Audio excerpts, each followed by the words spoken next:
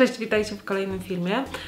Ten tort, który dzisiaj przygotowałam, znalazłam i zobaczyłam po raz pierwszy na Instagramie. I w momencie, kiedy go tylko ujrzałam, od razu wiedziałam, że po prostu muszę go przygotować. Znajomi wpadli do mnie w momencie, kiedy robiłam zdjęcia do tego filmu i gdy zobaczyli ten tort, a naprawdę widzieli sporo tortów w swoim życiu, buzie im się pootwierały i padało tylko pytanie co chwila: to naprawdę jest tort? Także jest to najlepsza recenzja, myślę, tego, jakie wrażenie ten tort robi. Dokładny przepis, jak zwykle, umieszczam na swojej stronie, także ci, którzy chcieliby skorzystać z tego akurat przepisu, który ja wykorzystałam, zapraszam. Tam wszystkie szczegóły znajdziecie, zarówno jeśli chodzi o ciasto wykorzystane, jak i o przygotowywane kremy. A zanim przejdziemy do samego filmu, kilka uwag praktycznych. Pierwsza rzecz jest taka, że do zrobienia głowy, która jak wiadomo ma kształt okrągły, wykorzystałam takie dwie miski. Są to zwyczajne miski kupione wiele lat temu. Myślę, że wtedy kosztowały prawdopodobnie około złotówki. Są to miski wykonane ze stali nierdzewnej, mają średnicę mniej więcej 13 cm i te akurat miski ja wykorzystuję bardzo często, jeśli muszę upiec tort, który ma mieć kształt zbliżony do kuli. Tak naprawdę smaruję je w środku tylko masłem, wlewam ciasto i pięknie się w nich piecze i też nigdy nie miałam problemów z wyjęciem ciasta z takiej miski. Druga rzecz, o której chciałam powiedzieć, to tylka, jakiej używamy do tego, aby zrobić całe futro misia. I ja tutaj mam tylkę, to jest tylka firmy Wilton numer 233.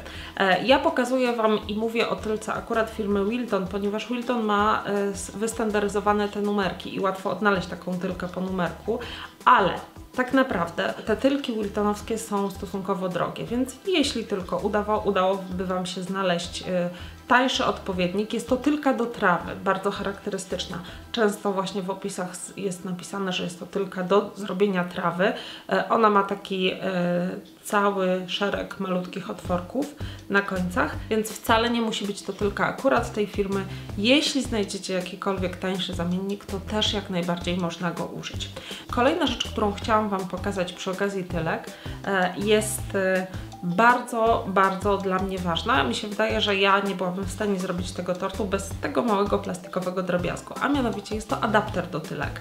Zwróćcie uwagę, że w momencie, gdybyście chcieli kupować taki adapter, że one występują w różnych rozmiarach, są większe i mniejsze. Ten akurat jest mały do mniejszych tylek, składa się z dwóch części, które nakręcamy na siebie. I ten adapter umożliwia nam zdejmowanie tylki w momencie, kiedy cały rękaw mamy napełniony kremem, ponieważ w przypadku tak drobnych otworów tylka się bardzo często zapycha, naprawdę bardzo często. Ja w trakcie robienia całego tortu tę tylkę czyściłam, myślę, że ja wiem, ze 20 razy, a może i więcej, więc byłoby to szalenie frustrujące, jeśli nie miałabym tego adaptera i nie mogła odkręcić i po prostu wyjąć tylki do przeczyszczenia. Ten adapter kupiłam stosunkowo dawno, ale pamiętam, że on kosztował 3-4 zł. Teraz może być ciutkę droższy, ale naprawdę warto, bo to bardzo ułatwia pracę w momencie, kiedy pracujecie z tylkami, które są cieniutko zakończone. Ostatnia rzecz, którą chciałam Wam pokazać, to słomki, których, jak zobaczycie na filmie, używam do tego, aby całą konstrukcję przytrzymać w miejscu i aby ustabilizować konstrukcję. Są to słomki do napojów, ale one są nieco grubsze od tych standardowych i mają też chyba troszkę szerszą średnicę. Ja je znalazłam chyba w Selgrosie, ale wydaje mi się, że takie słomki można znaleźć w supermarketach. Alternatywą mogą być zwykłe patyczki do szaszłyków, które po prostu wtykamy w środek tortu. Też ich przydałoby się użyć, myślę, że 4-5 sztuk przynajmniej, jeśli nie macie słomek. I na koniec jeszcze dwa zdania na temat samego ciasta, które wykorzystujemy, które można wykorzystać do tego tortu, bo wcale nie musicie korzystać z mojego przepisu. Moja rada praktyczna: unikajcie biszkoptów, takich zwykłych, regularnych biszkoptów, ponieważ jest to ciasto zbyt delikatne do tak wysokiego tortu, który w dodatku jest jeszcze później w jakiś sposób rzeźbiony. Biszkopt odpada, natomiast jeśli byście chcieli jakąś taką swoistego rodzaju namiastkę biszkoptu, to proponuję użyć czegoś w rodzaju biszkoptu na oleju. Ja taki biszkopt wykorzystałam i przepis znajdziecie przy torcie z jednorożca. To jest ciasto takie typowo biszkoptowe, ale z dosyć dużą ilością oleju, dzięki czemu jest ono bardziej zbite i ma taką bardziej mięsistą strukturę.